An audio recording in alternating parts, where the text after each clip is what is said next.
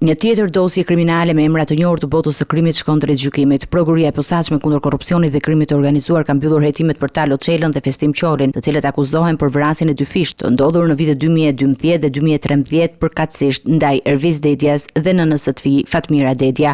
Sipas dosjes së siguruar nga SPAK, të dyja vrasjet janë porositur nga Festim Çoli, një person që njihet si mik i afërt i familjes Dedja. Dëshmia e bujshme të penduarit të drejtësisë Nureddin Dumani ka qenë vendimtare në zbardhjen e krimeve.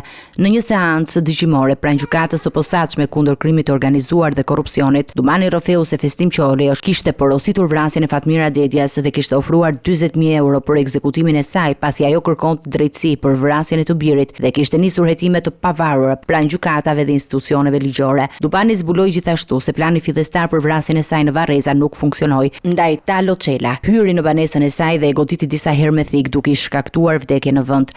Talo Çela dhe Festim Çoli janë aktualisht në kërkim dorëkombëtar, ndërsa SPAK ka dorëzuar dosjen në gjykatën e posaçme ku pritet të caktohet seanca paraprake për fillimin e gjykimit ndaj tyre në mungesë. Autoritetet shqiptare theksojnë se hetimi i kësaj ngjarje është dëshmi e bashkëpunimit të suksesshëm me të pandehurit të drejtësisë dhe një hap i rëndësishëm në zbardhjen e ngjarjeve kriminale të mbetura prej vitesh pa autor.